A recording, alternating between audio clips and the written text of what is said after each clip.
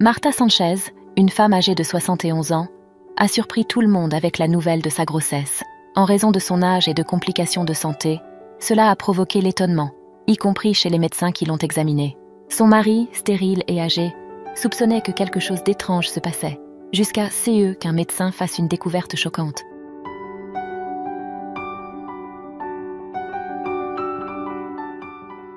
Un après-midi radieux à Grenade, une ville charmante d'Espagne, nous avons trouvé M. Fernando se promenant précipitamment dans la salle d'attente d'un hôpital. Avec ses remarquables 78 ans, il était plongé dans un océan de confusion et de surprise. La raison de son tourbillon d'émotions était sa femme Marta, compagne de toute une vie qui était sur le point d'accoucher. La naissance d'un enfant est toujours un miracle, mais pour Fernando et Marta, déjà âgés, cela semblait inimaginable. Ils ont toujours voulu avoir des enfants, mais à cette étape de la vie, c'était impensable. Tout a commencé de manière inattendue, avec Marta ressentant des malaises matinaux, qui ont amené Fernando à soupçonner une maladie et à se précipiter avec elle à l'hôpital. Quelle ne fut pas sa surprise lorsque le médecin, avec un sourire aux lèvres, révéla « Monsieur Fernando, votre femme n'est pas malade, elle va être mère ». En recevant la nouvelle du médecin, Monsieur Fernando fut saisi par une surprise paralysante. Une sueur froide coulait sur son front, reflet d'une réalité qu'il connaissait trop bien. Depuis sa jeunesse, en raison d'une grave infection, il savait être stérile. Cette condition avait marqué sa vie, rendant l'idée d'avoir des enfants lointaine. Maintenant, face à cette révélation inattendue, Fernando luttait pour comprendre l'incroyable. Le jour tant attendu où Marta allait accoucher, l'hôpital est devenu un point de rencontre pour la famille du couple. Parents et amis se sont réunis, apportant un mélange de soutien et de surprise. Alors que la plupart offraient des paroles de tendresse et d'encouragement à Fernando, certains ne pouvaient cacher leur étonnement. Entre chuchotements et sourires discrets, des commentaires émergeaient. « Regardez, à cet âge avancé, ils ont décidé d'être parents. Quelle situation inhabituelle !» Ces mots, bien que dits sur un ton léger, reflétèrent l'admiration et l'étonnement que la situation extraordinaire provoquait chez tous. Dans cette salle d'attente de l'hôpital, se rassemblait une variété de parents du couple. L'atmosphère était chargée de chuchotements et de rires étouffés, tandis que certains regards inquiets se tournèrent vers Fernando. Lui, de son côté, marchait de long en large, visiblement anxieux et transpirant abondamment, reflet d'un nervosisme qui le consumait de l'intérieur. Dans ce tourbillon d'émotions, Fernando se questionnait en lui-même. Après tant d'années ensemble, est-il possible que Marta soit enceinte maintenant, à cette étape de la vie? Le murmure parmi les membres de la famille s'intensifiait, certains défendant Fernando et d'autres soutenant Marta. C'est alors qu'une grand-mère, amie de longue date du couple, intervint avec autorité. « S'il vous plaît, réservez vos commentaires pour lorsque vous serez chez vous. Nous sommes face à une situation délicate et sensible. Voyez l'état de Fernando. Il a besoin de paix et de soutien, pas de jugement ou de critique. » Pendant ce temps, un neveu de Fernando, visiblement gêné par la situation, entra dans la conversation sur un ton critique. « Oncle, cet enfant n'est pas le vôtre. Comment pouvez-vous croire cela? Votre âge affecte votre jugement. Vous délirez. » Ce mot, prononcé avec une certaine impatience, reflétait l'incrédulité et la tension qui imprégnèrent la salle, tandis que tous attendaient le déroulement des événements. Absorbé dans ses pensées, Fernando percevait à peine l'agitation autour de lui. Son esprit était concentré sur les complications possibles que sa femme, Marta, en raison de son âge avancé, pourrait rencontrer pendant l'accouchement, comme l'avait averti le médecin. L'inquiétude pour le bien-être de sa femme et du bébé à venir dominait chacune de ses pensées. Dans la salle d'attente, l'atmosphère était tendue et confuse parmi les membres de la famille. Des débats houleux éclataient constamment, tandis que les plus curieux spéculaient sur ce que Marta avait fait ou non. Au milieu de ce tourbillon de voix, le frère de Fernando, avec un air amer, fit irruption dans l'hôpital. D'une voix forte et convaincue, il accusa « Frère, il n'y a aucun doute, cette femme t'a trompé. Connaissant ta condition, il est évident qu'il y a eu infidélité. » En contraste avec cette accusation, une dame présente, qui portait une grande affection à Marta, intervint. « Messieurs, ne croyez-vous pas au miracle? Certainement, Dieu a regardé avec miséricorde vers vous et Marta, monsieur Fernando. Ayez foi en la parole divine. » Ce qu'elle disait reflétait une croyance inébranlable en la bonté et dans la capacité des occurrences miraculeuses, apportant une perspective de foi et d'espoir dans ce scénario d'incertitude. Fernando intervint d'une voix chargée de frustration. « S'il vous plaît, baissez le ton de vos voix.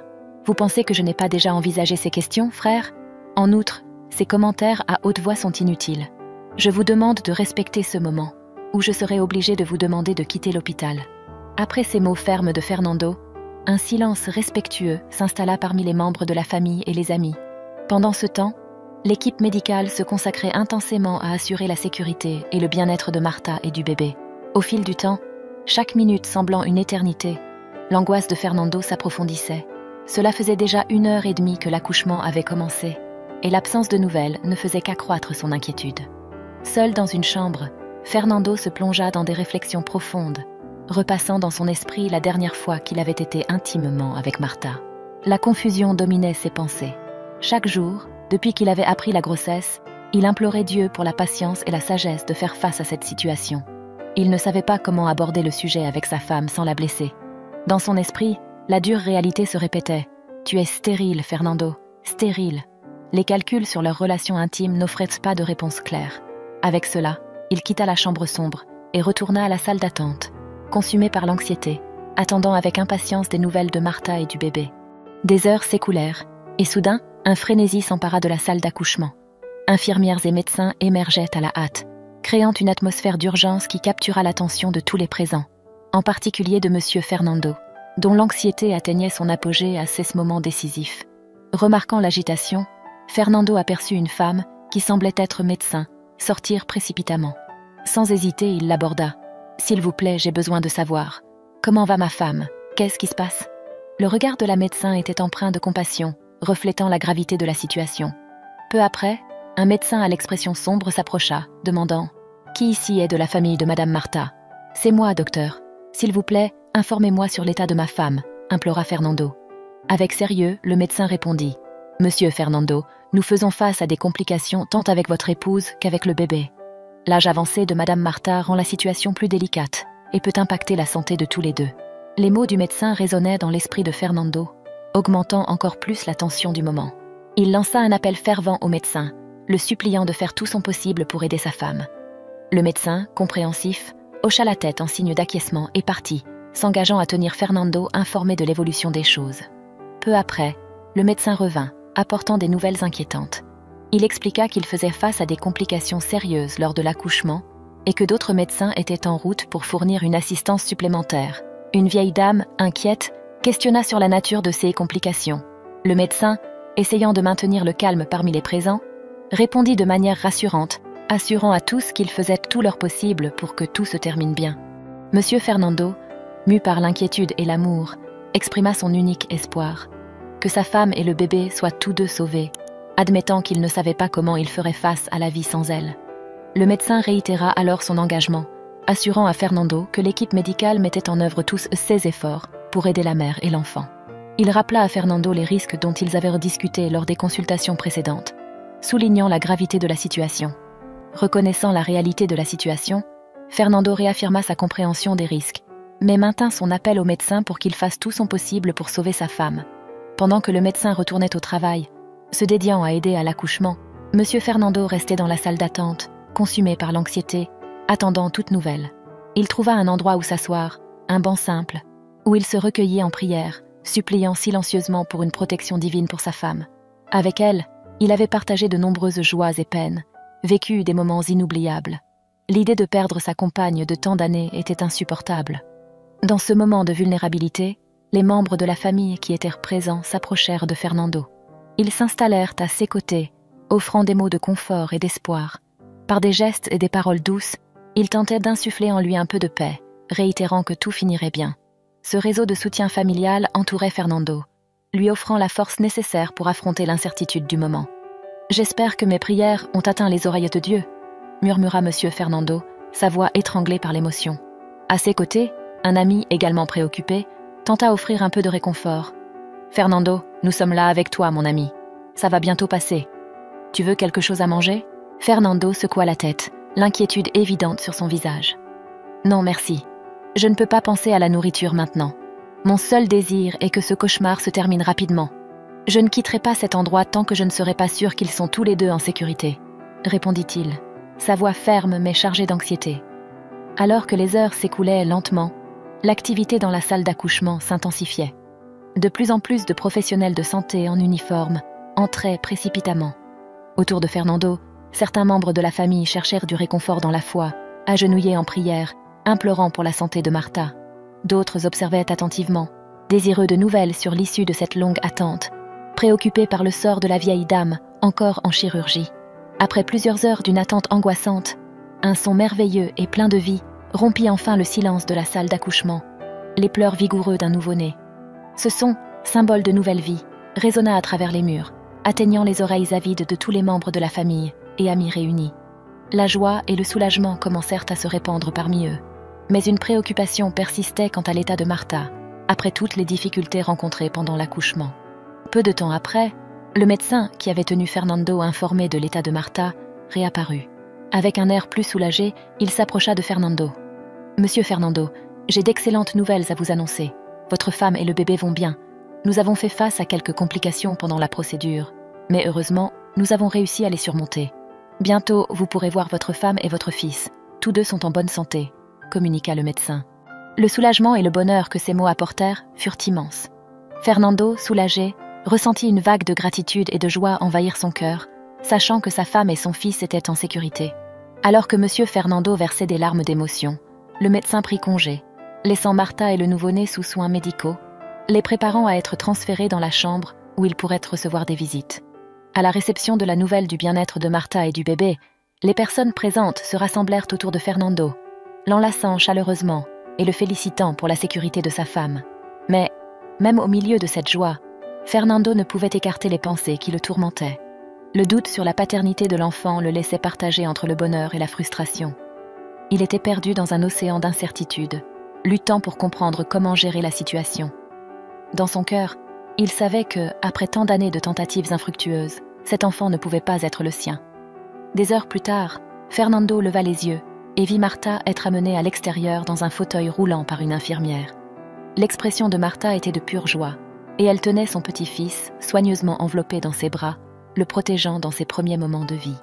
Ses yeux cherchaient anxieusement Fernando, désirant partager avec lui la vue de leur fils. « Regarde, mon amour, c'est ton fils », dit Martha, ses yeux brillants de bonheur en présentant le bébé. Les membres de la famille autour, surpris, cherchèrent monsieur Fernando, qui s'approcha de sa femme avec une expression très sérieuse pour rencontrer le garçon qu'elle tenait dans ses bras. Fernando observait Martha, remarquant la joie éclatante sur son visage en les voyant ensemble. À l'intérieur, il était plein de doutes et de pensées conflictuelles. « Je ne peux pas croire que tu ferais ça, sachant qu'il ne peut pas être mon fils, » pensa-t-il, luttant pour comprendre ses émotions. Cependant, quelque chose changea lorsqu'il prit le bébé dans ses bras. Le nouveau-né était charmant, semblant un ange endormi, avec son petit nez encore rougi à cause de l'accouchement difficile. Monsieur Fernando regarda Martha avec un mélange de préoccupation et d'affection. « Martha, tu nous as beaucoup inquiétés ici. J'ai prié intensément pour qu'il ne t'arrive rien de mal. Et te voilà, avec cet enfant qui, j'en suis sûre, sera une grande bénédiction pour notre foyer, » dit-il, traitant encore la situation, tout en regardant le bébé d'un œil plus affectueux. « Je comprends que maintenant je suis le père de ce petit. Et je décide de te pardonner à partir de maintenant, Martha, » dit monsieur Fernando, sa voix chargée d'émotions complexes. Martha le regarda avec un mélange d'amour et de sérieux. « Mon amour, penses-tu vraiment que, à cette étape de ma vie, je serai capable d'infidélité ? Non, chérie. Malgré ton stérilité, je crois fermement que les gènes qui courent dans les veines de ce garçon sont autant les tiens que les miens. » Monsieur Fernando, encore doutant, répondit « À ce moment de nos vies, tu ne peux pas me tromper. Je sais très bien que je ne suis pas capable d'avoir des enfants, surtout maintenant à mes 78 ans, dit-il. Mais en le regardant, je ressens déjà un amour profond, comme s'il était vraiment mon fils. Ne laisse pas ces pensées t'envahir, insista Martha avec douceur. Puis elle expliqua qu'après 59 ans de prières et d'espoir, Dieu les avait finalement bénis avec ce qu'ils désiraient tant. Pendant plus de 5 décennies, ils avaient tout essayé pour avoir un enfant. Malgré les efforts et la science, même les tentatives de fécondation in vitro avaient échoué. Mais après beaucoup de persévérance et de recherche, elle avait trouvé un nouveau spécialiste hautement qualifié. Et c'est avec son aide que le miracle s'était enfin produit, le miracle qui reposait maintenant dans les bras de monsieur Fernando. Martha continua sa révélation, expliquant qu'elle avait subi une 3e tentative de fécondation in vitro, qui avait finalement abouti à sa grossesse. Elle avait l'intention de surprendre Fernando avec la nouvelle, mais c'était elle qui avait été surprise par les accusations qui avaient surgi. Néanmoins, l'arrivée du petit Antonio, qui illuminait déjà la maison de lumière et de joie, atténuait tout malaise. Fernando, ému et repentant, pouvait à peine croire ce qu'il entendait. « C'est une surprise incroyable, Martha. Tu es vraiment l'amour de ma vie. » Merci pour ce cadeau merveilleux, dit-il, les larmes aux yeux et la voix chargée de remords. Il exprima son profond regret pour tous les doutes qu'il avait nourris depuis qu'il avait commencé à soupçonner Martha. Il avoua qu'il ne savait pas de sa grossesse, ni qu'elle avait subi une 3e procédure de fécondation. Il avait cru que le petit Antonio n'était pas son fils, influencé par les spéculations selon lesquelles, en raison de sa condition et de son âge, il ne pourrait jamais être père. « Tu me pardonnes de t'avoir douté de cette manière ?» demanda-t-il. Martha, avec compréhension et amour, répondit qu'elle avait toujours voulu lui donner le cadeau d'être père et que, bien sûr, elle le pardonnait.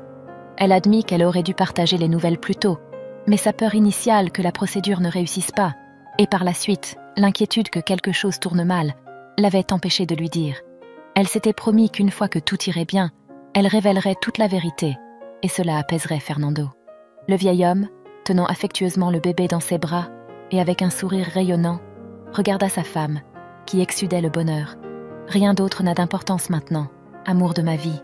Avant même de connaître toute la vérité, en voyant le visage charmant de ce garçon, mon cœur l'a accueilli comme mon propre fils, exprima M. Fernando, avec un sourire chaleureux et sincère. Avec les yeux brillants de bonheur, M. Fernando fut enveloppé dans des étreintes chaleureuses par ses proches. Il le félicitait à plusieurs reprises pour l'arrivée du nouveau membre de la famille, un petit être qui promettait d'apporter encore plus de lumière et de joie dans le foyer du couple âgé. Parallèlement, ces membres de la famille qui avaient initialement douté de Madame Martha commencèrent un à s'approcher d'elle, exprimant leurs regrets et demandant pardon pour leurs pensées précipitées d'infidélité. À mesure que la nuit enveloppait l'hôpital, la famille du couple se rassemblait, débordante de bonheur. Ils commencèrent à organiser une célébration spéciale pour accueillir le bébé à la maison. Madame Martha partagea ses sentiments avec le groupe. « Je suis éternellement reconnaissante à Dieu. Il nous a choisis pour être les parents les plus âgés de l'histoire, mais ce garçon est déjà profondément aimé par nous. Pendant des années, nous l'avons cherché jusqu'à ce que la chance nous sourie enfin. J'espère que tu ne douteras plus jamais de moi ou de l'amour que j'ai pour toi, mon cher et têtu Fernando. » Avec un regard affectueux et un sourire tendre, Monsieur Fernando répondit « Bien sûr, mon amour, je ne douterai plus jamais de toi. Désormais, je prendrai soin de toi et de notre bébé avec tout l'amour possible. » Rempli d'espoir et de joie, le couple et le bébé, accompagnés par la famille, partirent pour la maison. Ils étaient déterminés à élever le petit avec beaucoup d'amour et de bonheur. Et si vous avez aimé cette histoire, la prochaine vidéo qui apparaît sur votre écran va sûrement vous émouvoir aussi. N'oubliez pas de vous abonner à la chaîne, de laisser votre j'aime et d'activer la cloche des notifications pour ne manquer aucune de nos prochaines vidéos. Je vous souhaite tout le meilleur dans votre vie et à la prochaine pour une autre histoire émouvante.